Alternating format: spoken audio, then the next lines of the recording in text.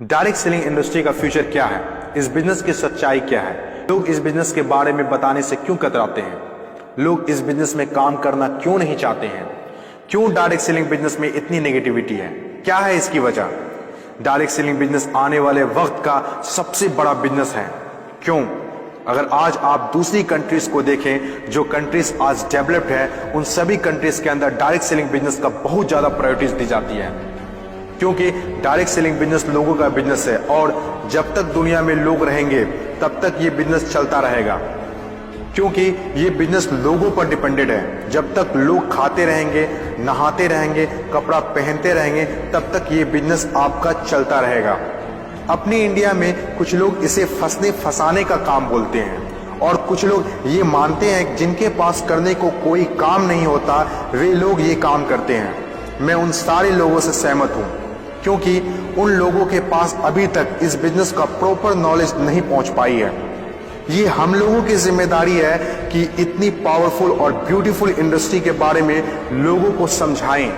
दुनिया में कुछ ऐसे भी काम होते हैं जो लोगों को आसानी से समझ में नहीं आते हैं। एक छोटा सा एग्जांपल देता हूं।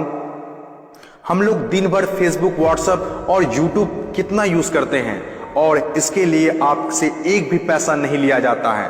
तो जरा सोचिए उनकी कमाई कैसे होती होगी, जबकि फेसबुक दुनिया के टॉप 10 बिजनेस में आता है कमाई के मामले में। कुछ लोग सोचते हैं अगर फेसबुक जब हमसे पैसा नहीं लेता है तो कमाता कैसे होगा। कुछ लोग सोचते हैं पता नहीं कमाता भी होगा कि नहीं। कुछ लोग कहते हैं जो डाटा हम लोग यूज करते हैं उससे कमाता है। डाटा का पैसा सिम वाले को जाता है, जिसका सिम हम लोग यूज करते हैं, चाहे वो एयरटेल हो या जियो हो। ना तो जानते हैं और ना ही जानना चाहते हैं कि कमाई आखिर कैसे होती है। दोस्तों, सबसे पहले आपके लिए ये जानना जरूरी है कि कोई भी इंडस्ट्री कैसे चलती है और कैसे बनती है। किसी भी नई इंडस्ट्री को चलने के लिए 4 फेज से गुजरना होता है। पहला जो फेज होता है वो होता है नेगेटिव फेज, और आज direct selling industry negative phase में है। ये फेज हर नई इंडस्ट्री को झेलना ही पड़ता है। जब भी मार्केट में नया बिजनेस आता है तो लोग पहले उसे ठीक से समझ नहीं पाते हैं और अनदेखा कर देते हैं। जैसे बैंकिंग सेक्टर के साथ हुआ, इंश्योरेंस सेक्टर के साथ हुआ, टेलीकॉम इंडस्ट्री के साथ हुआ। पहले ना तो लोग बैंक में पैसा जमा करते थे और ना ही इंश्योरेंस लेते थे, क्योंकि इंडस्ट्री नई थी, लोग डरते थे, किसी पर भरोसा नहीं था। लेकिन आज देखिए यही इंडस्ट्री है जिसके बिना किसी राज्यों की कल्पना करना असंभव है। जब नई नई प्लास्टिक इंडस्ट्री स्टार्ट हुआ तो 95% लोगों ने इनकार कर दिया ये कहकर कि यह पॉसिबल नहीं है। लेकिन उस वक्त भी 5% लोगों को विश्वास था और आज वही 5% लोग दुनिया में आगे हैं। आज हर चीज प्लास्टिक का है, जग हो या बाल्टी, कुर्सी हो या टेबल, खिलौना हो या फ्रेम, यहाँ तक कि डोर भी अब प्लास्टिक के हैं, जो आज से 20 साल पहले किसी ने सोचा भी नहीं था। आज direct selling business negative phase में है, इसीलिए इतनी सारी नेगेटिविटी है। और जब ये पॉजिटिव फेज की तरफ बढ़ता जा रहा है, नेगेटिव फेज में होने के बावजूद भी इस इंडस्ट्री ने कई लोगों की जिंदगियां बदल दी। दूसरा जो किसी भी इंडस्ट्री को फेस करना होता है वो दूसरा फेज होता है पॉजिटिव फेज।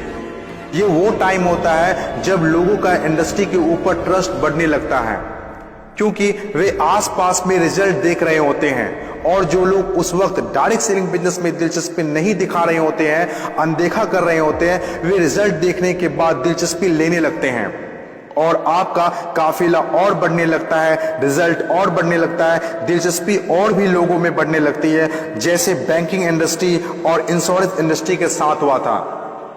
बैंक का वैल्यू, बैंकिंग इंडस्ट्री का वैल्यू तब पता चला होगा लोगों को जब किसी का पैसा घर में सुरक्षित नहीं रहा होगा। इंश्योरेंस के वैल्यू तब लोगों को पता चला होगा जब किसी के एक्सीडेंट होने के बाद उसके घर वाले को पैसा मिला होगा। तीसरी जो किसी भी इंडस्ट्री का फेज होता है वो होता है ग्रोथ फेज। जब एक बार लोगों को इंडस्ट्री पर भरोसा होने लगता है तो उनकी ग्रोथ बहुत तेजी से होने लगती है, क्योंकि ऐसे फेज में लोगों को ज्यादा समझाने की जरूरत नहीं होती है। और जब तक कोई कंपनी ग्रोथ फेज में नहीं आती है तब तक लोग उसके साथ जुड़ना पसंद नहीं करते हैं और जैसे कंपनी ग्रोथ फेज में एंटर करती है तो लोग उसके साथ ऑटोमेटिक जुड़ना और काम करना स्टार्ट कर देते हैं। चौथी और आखिरी फेज, हर इंडस्ट्री को इससे गुजरना ही होता है, कंपटीशन फेज। हर एक इंडस्ट्री के अंदर एक वक्त ऐसा आता है जब कंपटीशन बढ़ने लगता है। इंडस्ट्री और कंपनीज की ग्रोथ को देखकर ज्यादातर लोग कंपनी के साथ जुड़ना और काम करना शुरू कर देते हैं।